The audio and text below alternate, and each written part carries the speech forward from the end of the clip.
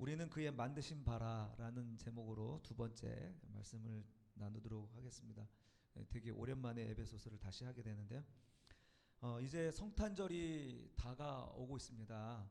그리고 이 앞에 성탄 트리도 만들었는데 지금도 이제 나무가 많이 나는 캐나다나 미국 같은 지역에는 전나무를 잘라가지고 집에다가 성탄 트리를 만듭니다. 여러분 이 성탄 트리 지금 이게 전나무라 생각하고 정말 이렇게 파랗고 빨갛고 반짝반짝거리는 것과 별을 달아가지고 정말 아름답게 만들었는데 살아있는 것 같고 생동감이 있는 것처럼 보입니다. 그러나 우리는 알죠. 이것이 살아있는 것이 아니라는 것을.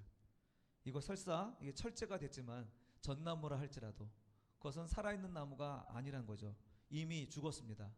그 전나무는 언제 죽었죠? 네? 자를 때. 예, 맞습니다. 예, 톱으로 자르든 도끼로 자르든 자를 때 이미 죽은 것이죠. 바로 밑둥을 자를 때 이 톱이 밑을 자르는 중에 이미 뿌리에서 분리되어 있는 순간 이미 전나무는 죽은 거죠. 우리가 읽은 이 에베소서 말씀 또 이제 창세기 3장의 이야기 여러분 아시죠? 3장의 이야기. 그 이야기들은 바로 이렇게 잘린 나무에 관한 이야기라는 것이죠. 성경은 우리가 겉으로는 멀쩡해 보이고 또 살아 움직이는 것 같아도 하나님이라는 생명의 뿌리에서 분리되는 순간 우리는 죽었다, 영적 시체다라고 이야기하는 것입니다. 이게 살아있는 전나무였으면 더 실감났을 것 같아요. 그렇죠? 예, 전나무 지금 파릇파릇하게 있는 그 나무였으면 더 실감나게 보여졌을 텐데 어쨌든 아무리 이것이 파릇파릇하고 살아있는 듯 보여도 이것은 이미 죽었다. 그 1절에서 딱 선언하고 있잖아요. 너희는 허물과 죄로 죽었다라고 얘기해요. 죽었다. 그래서 죽었던 너희 이렇게 나가는 거잖아요. 여러분 이 말씀은 바로 우리가 이렇게 잘려진 그런 생명이란 거죠. 잘려진 생명. 근데 이 잘려진 인생이 영적 시체인 우리가 어떻게 하나님의 걸작품으로 어떻게 하나님의 생명으로 다시 태어나게 됐는지 그 비밀을 오늘 본문에서 이야기하고 있는 것입니다. 오늘 본문에서 첫 번째로 하나님은 어떤 분이시냐 한번 같이 읽어볼까요? 시작. 하나님은 우리를 완전한 인격체로 대우해 주십니다. 아멘. 우리는 창세기 3장에 보면 왜 하나님이 선악과를 만들어가지고 왜 우리를 시험하실까?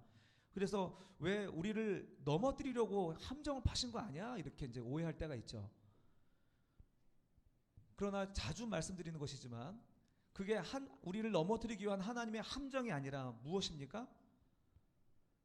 하나님은 우리를 기계로 만든 것도 아니고 로봇으로 만든 것도 아니고 하나님의 형상으로 만들었기 때문이라는 것입니다. 우리는 인격적인 존재로 만들었기 때문에 하나님께서는 그 선악을 알게 하는 나무 열매를 두고 우리를 테스트하신 것입니다. 하나님은 어떻게 해요? 진짜 사랑과 순종은 무엇입니까? 진짜 사랑하는 것, 진짜 순종은 무엇입니까? 내가 거절할 수도 있는 자유가 있어야 되고 내가 선택할 수 있는 자유도 있어야지 진짜 사랑 아닙니까?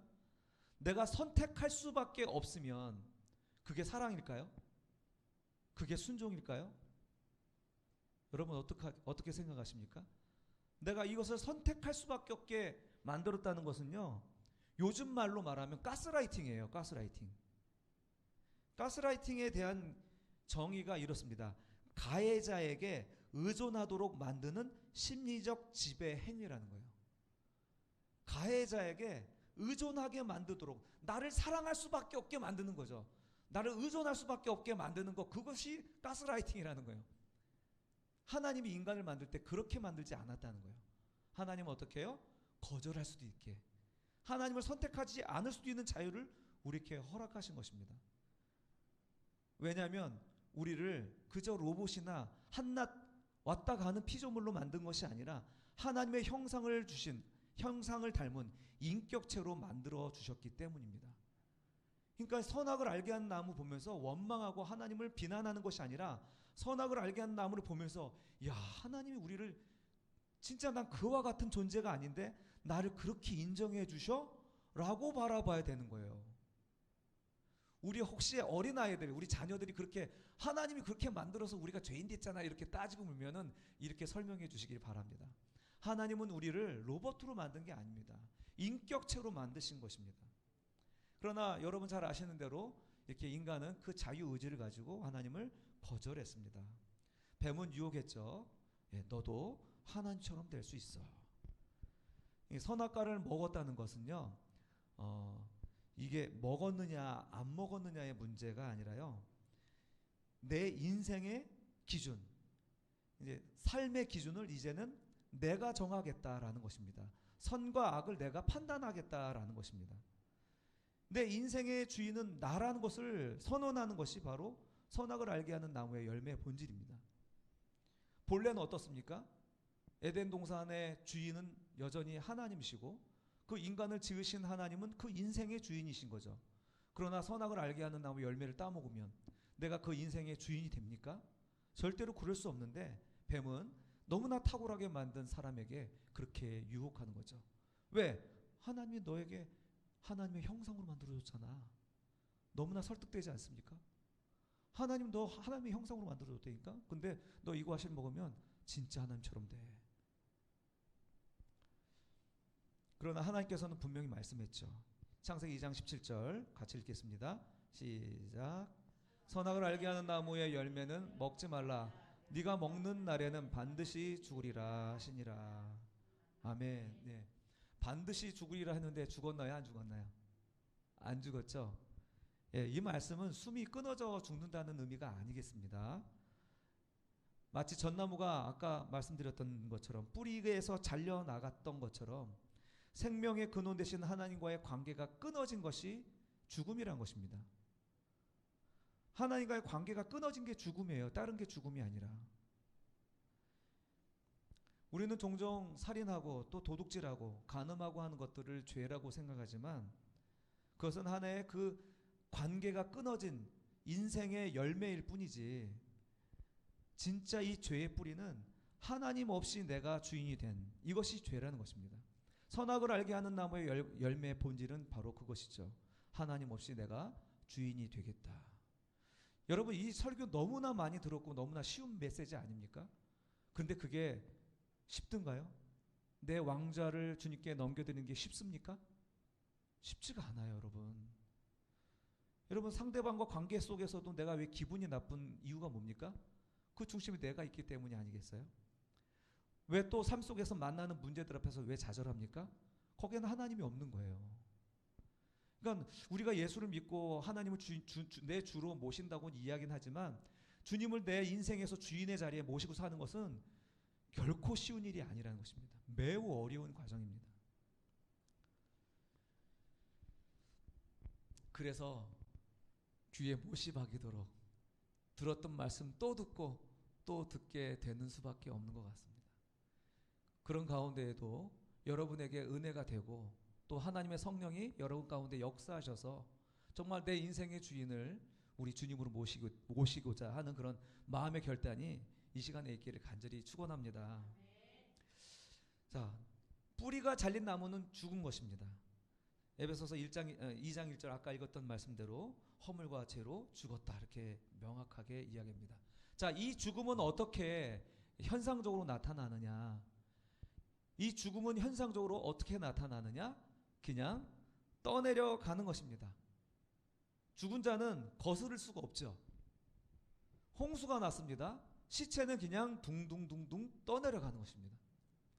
그런데 살아있는 사람은, 살아있는 생명은 그 둥둥둥 떠내려가지 아니하고 무틀 향하여서 전력을 다하여 수영에 나오겠죠.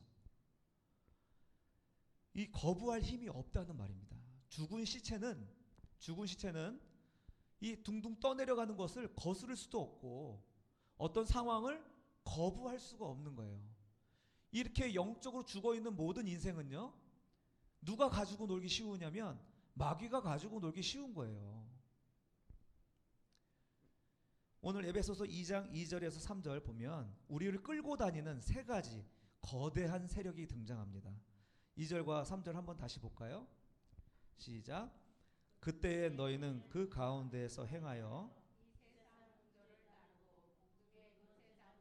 따랐으니 곧 지금 불순종의 아들들 가운데서 역사하는 영이라. 전에는 우리도 다 그 가운데에서 우리 육체의 욕심을 따라 지내며 육체와 마음에 원하는 것을 하여 다른 이들과 같이 본질상 진노의 자녀이었더니. 우리가 지금 이 살아갈 때요, 이 세 가지 거대한 이 세력들이 존재하는데, 이거는 우리가 예수 믿기 전에 우리가 바로 이렇게 살았던 힘들이죠. 세상의 풍조에 대해서 우리가 거절할 수 있었습니까? 우리가 공중의 권세 잡은 마귀에 대해서 거절할 능력이 있었습니까? 우리는 내 속에서 일어나는 욕심조차도 거절하지 못하고 욕심을 이루기 위해서 상대방을 밟고 일어서야 되는 그런 마음이 우리들에게 있지 않았습니까?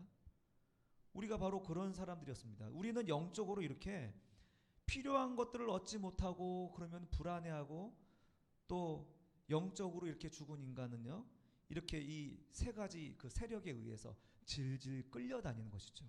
거부할 수가 없어요. 거부할 수가 없어요. 야고보서 4장 1절에서 7절에 보면은 거의 비슷한 이야기를 해요. 야고보 사도와 바울 사도의 이야기가 거의 비슷하게 나옵니다. 1절과 4절과 7절의 말씀인데 한번 읽어볼게요. 4장 1절 시작. 너희 중에 싸움이 어디로부터, 다툼이 어디서부터 나느냐? 너희 지체 중에서 싸우는 정욕으로부터 나는 것이 아니냐? 이렇게 하는 거죠. 너희가 왜 싸우고 너희가 왜 갈등하냐? 이렇게 묻는 거예요. 그 갈등의 원인이 뭐냐? 그 갈등의 원인이 밖에 있는 게 아니라 어디에 있다는 거예요? 내 안에 있는 거예요. 내 안에. 내 안에 있는 싸우는 정욕으로부터 비롯된 거예요. 내가 갖고 싶고 내가 높아지고 싶고 내 기분이 좋아하는 그 욕망에 우리가 이끌려가는 거예요. 끌려가는 거예요. 거절하지 못하는 거예요. 그 성정을 내려놓지 못하는 거예요. 그래서 고삐 뿔린 망아지처럼 욕심이 이끌린 대로 끌려다니는 거예요. 또 야고보서 4장 4절 상반절 한번 읽어볼게요. 상반절만 시작. 가늠한 여인들아, 세상과 벗된 것이 하나님과 원수됨을 알지 못하느냐, 이렇게 얘기합니다.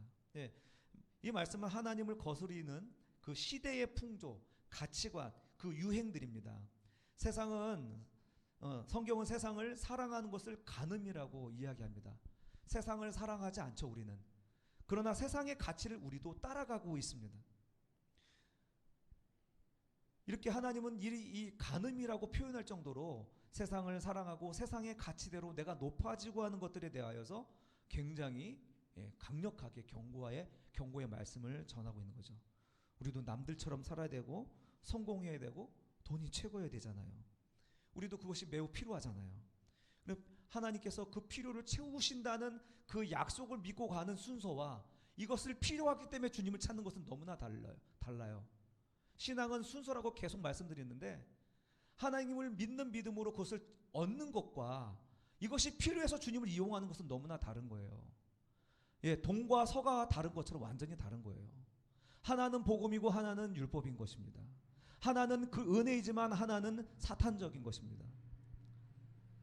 그래서 정말 하나님 말씀에 우리가 깨어있지 않으면 우리가 이렇게 마귀에 질질 끌려가는 삶을 산다니까요. 야고보서 4장 7절 하나 더 보겠습니다. 시작. 그런즉 너희는 하나님께 복종할지어다. 마귀를 대적하라. 그리하면 너희를 피하리라. 아멘.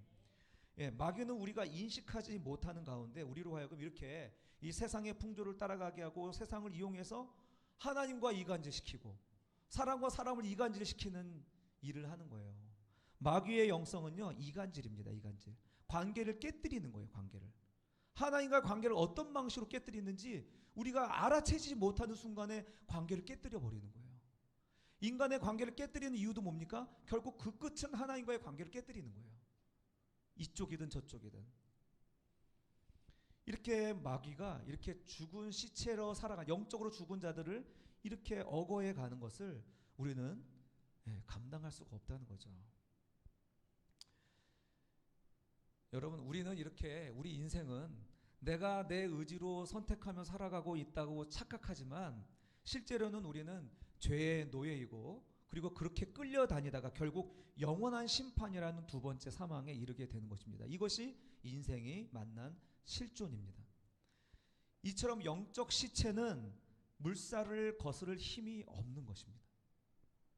얼마나 무서운 현실인지 모르겠습니다. 예를 들어서 우리가 이제 평범한 직장인이 이게 회사에 갔다가 돌아오면은 이제 핸드폰을 열죠. 스마트폰을 열면서 이제 보기 시작합니다. 바로 이 첫 번째 원수 세상 풍조입니다. 이 인스타그램이나 또 유튜브 보면서 또 동창생이 해외여행 갔다 오거나 명품 사진 찍은 사진 이렇게 보면은 또 누가 뭐 이제 주식을 해서 대박을 났다 이렇게 하면은 어때요? 이제 왠지 내가 좀 처지는 것 같고 또 이걸 내가 사야지, 내가 가져야지 나도 행복해질 수 있을 것 같은 그런 세상의 가치관들이 이런 것 통해 막 들어오기 시작합니다. 불안해지기 시작하는 거죠. 나만 이렇게 뒤처지는 거 아닌가. 그래서 세상이 정해놓은 행복의 기준이 세상 것이 자꾸 밀려 들어오기 시작하는 거죠. 이렇게 우리는 죽은 물고기처럼 거스릴 수 없이 그냥 둥둥 떠내려가는 그런 현상들을 겪게 되는 것입니다. 그러면 이제 반응하기 시작합니다. 내 속에서 이제 두 번째 원수, 육체의 욕심이 일어납니다. 아, 그래, 나도 이제 보란 듯이 한번 즐길 자격이 있어. 여행도 다니고 맛있는 것도 먹고 한번 사람들 리딩방에 들어가서 주식도 한번 사보고 쾌락을 쫓는 본능 이런 것들을 따라가기 시작하는 거죠. 욕망이라는 주인이 이제 지금 당장 해. 시간이 없어. 지금 누려야 돼. 하는 그 명령에 순종할 수밖에 없는 거예요. 지금 그렇게 끌려가시는 분 여기 없으시죠? 그리고 이 모든 상황을 뒤에서 조정하는 존재가 있으니 바로 마귀라는 것입니다. 공중권세 잡은 마귀가 바로 이렇게 우리 귀에 속삭입니다. 내 인생의 주인은 바로 너야. 하나님, 그건 나약한 사람들이 믿는 거고. 그리고 그건 관념적인 것이 실제적으로 하나님이 널 도와주는 건 아니야. 내 힘으로 성공해봐. 넌 행복할 자격이 있어. 이렇게 속삭이는 거예요. 이렇게 하나님을 바라보지 못하게 눈을 가리고 오직 눈에 보이는 물질과 사람들과의 비교 의식 속에 우리를 가두어 버리는 것이 마귀가 하는 일들입니다. 여러분, 겉보기에는 이 회사원, 이 A씨는 정말 그냥 쇼핑 버튼을 한번 눌렀을 뿐이었던 것 같지만 사실 영적인 눈으로 보면은 이미 이 세 가지 원수, 이 세 가지 세력에 의해 이미 사로잡힌 것입니다. 우리는 이렇게 죄와 허물로 죽은 우리 인생은요, 이런 마귀의 이 세 가지 세력에 의해서 우리는 지배받을 수밖에 없다는 사실입니다. 믿는 사람은 어떻습니까? 사실은 우리 육체를 가지고 있는 우리도 마찬가지라는 것입니다. 우리 영으로는 주님을 섬기지만 내 육으로는 어떻게 해요? 마귀를 섬기고 있는 거예요. 그래서 사도 바울이 외치는 거예요. 오라, 내 공고한 자로다. 나는 공고한 자로다. 이 사망의 몸에서 누가 나를 건져내랴. 이 갈등을 겪는 거죠. 지금 우리가 나와서 기도하는 이유가 바로 그것이 아니겠습니까? 여러분, 이런 갈등과 이 고난과 고생, 이 세 가지 그 세력에 의해서 고난당하는 인생을 볼 때 우리 하나님 보실 때 어떤 마음이시겠습니까? 하나님은, 이 거룩한 하나님은 이 죄를 묵과하실 수 없다는 것입니다.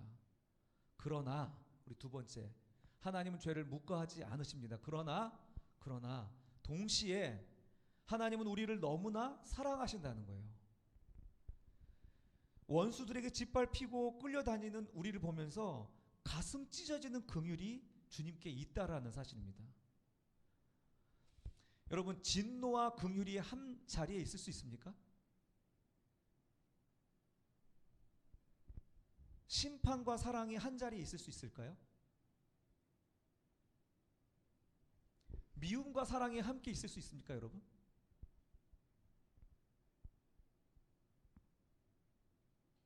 부모님은 아시죠? 부모님은 아실 것 같아요. 그 자식을 키워보면 알잖아요. 그 분노와 미움과 근데 견딜 수 없는 사랑과 견딜 수 없는 긍휼, 이것이 교차되잖아요. 여러분, 바로 그것이 십자가란 것입니다. 십자가.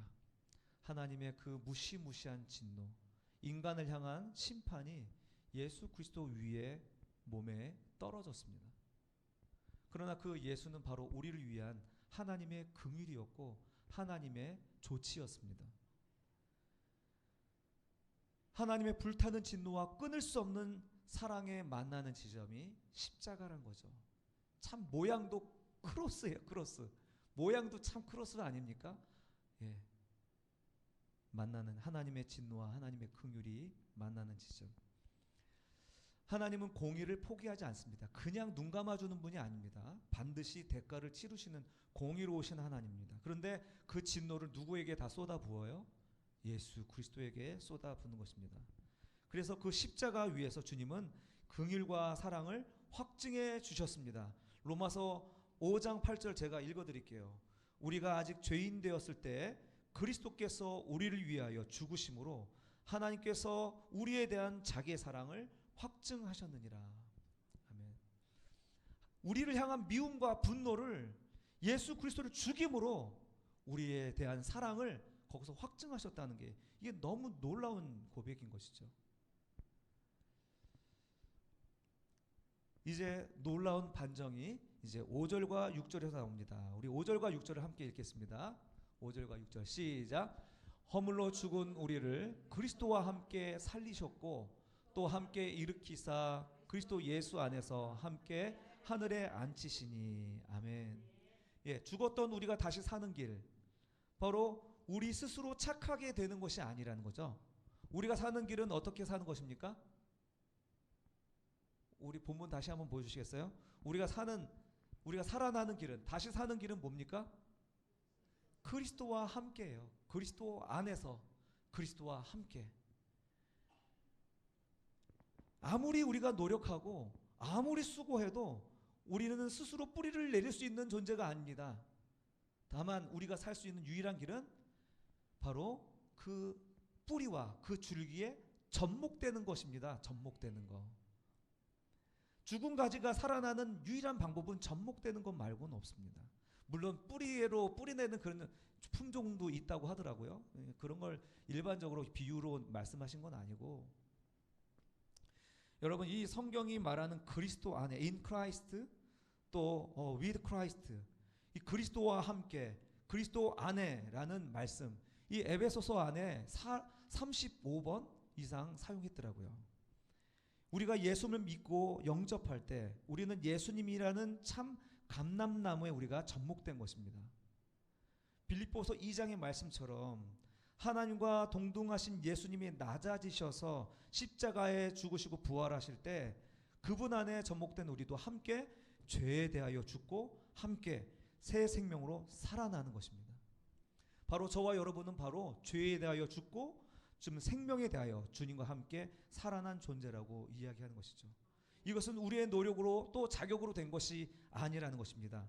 8절의 말씀처럼 너희는 그 은혜에 의하여 믿음으로 말미암아 구원을 받았으니 이것은 너희에게서 난 것이 아니요 하나님의 선물이다. 할인받아서 받은 게 아니라요, 50% 할인이 아니고요 100%로 받았다는 거예요. 공짜로 받았다는 것입니다. 이 선물 앞에서 우리가 할 수 있는 반응은 바로 돌이킴입니다. 돌이킴. 잘못했습니다라는 그런 단순한 뉘우침이 아니라 내가 주인 되었던 자리에서 내려오는 것입니다. 내가 주인 됐던 자리에서 내려오는 것이 회개입니다. 회개.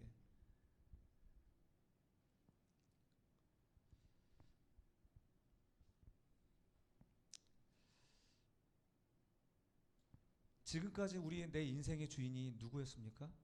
바로 나 아니었습니까? 내 인생이라는 회사에 내가 CEO였습니다. 내가 사장이 되고 내 마음대로 행했습니다. 하나님을 이 사회에서 쫓아내고 독단적으로 회사를 운영합니다. 결과는 어땠습니까? 여러분의 삶에 있어서 결과는 어땠습니까? 우리는 내가 내 주인이 돼서 살아가게 되면은 이 경영이 결코 성공할 수 없다라는 것이죠. 결국 막다른 골목에 우리가 들어가 좌절하게 되고요.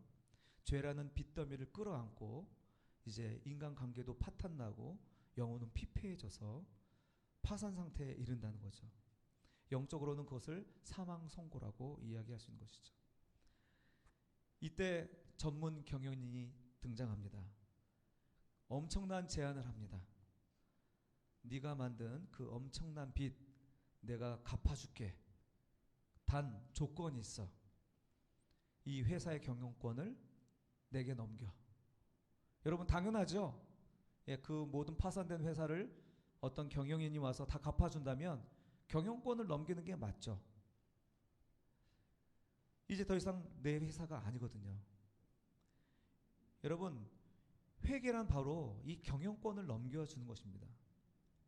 내가 그 사장의 자리에서 내 인생 경영의 자리에서 내려와서 주님께 맡겨드리는 것, 이것이 회개입니다. 이렇게 회사의 어려운 거 주님 갚아주셔서 감사합니다. 그러나 경영은 여전히 제가 할게요. 혹시 우리가 지금 이런 상태가 아닌가 한번 돌아봤으면 좋겠습니다. 여러분 어떻습니까? 여러분의 인생의 경영을 주님께 온전히 맡겼습니까? 진짜 구원받은 성도는요,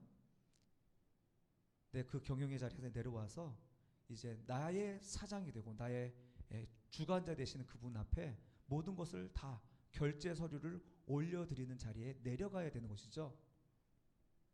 적어도 여기에 와 계신 분들은 그런 결제 서류를 가지고 이 시간 온 줄로 믿습니다. 항상 계속적으로 우리 주님 앞에 자리를 내어드려야 되는 그런 삶이 우리에게 평안을 주는 줄로 믿습니다. 이것이 빌립보서 2장의 말씀, 이것이 그리스도의 그리스도의 사신으로서 예수의 종으로서의 삶이며 예수의 마음을 품는 것이며 오늘 2장 10절에 나오는 말씀처럼 그가 만드신 자다운 삶의 비결인 줄로 믿습니다. 10절 같이 읽어볼까요? 시작. 우리는 그가 만드신 바라 그리스도 예수 안에서 선한 일을 위하여 지으심을 받은 자니 이 일은 하나님이 전에 예비하사 우리 그 가운데에서 행하게 하려 하심이라. 아멘. 여러분 인생 경영에 망해가던 우리의 삶이 이제 최고의 경영자 되신 예수 그리스도께서 이제 우리의 경영권을 맡아서 경영하시면 반드시 흑자가 되고 세상이 감탄하는 아주 좋은 인생이 될 줄로 믿습니다. 하나님께서 우리에게 예수를 주심은 우리를 고난으로 또 함정에 빠뜨리심이 아니라 우리에게 복음의 능력으로 정말 윤택하고 또 하나님의 복 가운데에서 살아가게 하시는 주님의 은혜인 줄로 믿습니다. 이제 말씀을 맺겠습니다. 아까 처음에 우리 크리스마스 트리 이야기로 돌아가 보면 뿌리가 잘린 나무에 매달린 그 화려한 이 물방울 또 장식들, 이런 것들은 생명이 없는 모조품에 불과한 것입니다. 우리가 세상에서 살아갈 때 우리가 추구하는 것들이 이런 모조품 같은 것들은 아니었는지를 생각해 봤으면 좋겠습니다. 아무리 겉이 화려하고 아무리 멋있어 보여도 이것은 생명이 없는 것이죠. 영원하지 않는 것이죠. 결국 부도날 것들이고 사라질 것들이라는 것을 성경은 계속 말씀해 주고 있습니다. 그러나 우리가 예수 그리스도라는 그 생명 뿌리에 접붙이는 순간 우리는 달라집니다. 이제 우리는 더 이상 플라스틱으로 된 이런 장식품들을 매달 필요가 없습니다. 살아있는 뿌리에서 올라오는 그 진액을 먹고 진짜 열매를 맺게 되는 것이죠. 사랑과 희락과 화평과 인내와 자비와 양성과 온유와 충성과 절제, 이런 아름다운 성품들의 열매들을 맺고 또한 하나님의 인도하심의 복을 받으며 전능하신 하나님의 사역들을 우리가 함께하며 하나님이 맺으시는 열매를 우리도 맺게 하신다는 약속이 성경에 기록되어 있는지를 믿습니다. 이것이 바로 10절에서 말하는 우리는 그가 만든 바다라고 얘기하는 것입니다. 우리는 이것을 위하여 우리를 만들어 주셨습니다. 바로 포에이마, 그가 우리를 만든 바, 하나님의 걸작품이라는 것이죠. 하나님의 작품이라는 것입니다. 여러분은 그저 시시한 그런 존재가 아니라고 말씀합니다. 하나님이 만드시고 다듬으시고 새롭게 하시는 하나님의 걸작품이라는 것입니다. 사랑하는 성도 여러분, 아직도 잘려진 나무처럼 겉모습만 꾸미며 말라가고 있지는 않습니까? 혹은 내 힘으로 살아보려고 발버둥 치고 있는 것은 아닙니까? 오늘 이 시간 생명 되신 예수께서 온전히 접붙임 되시기를 주님의 이름으로 축원합니다. 나의 죄인됨을 깊이 깨닫고 십자가의 은혜 앞에 내 주권을 내려놓을 때 여러분의 삶은 하나님의 생명으로 푸르르게 다시 살아나고 또 정말 아름다운 열매들을 맺게 되시고 하나님의 아름다운 걸작품 포이에마로 거듭나게 될 줄로 믿습니다. 아멘.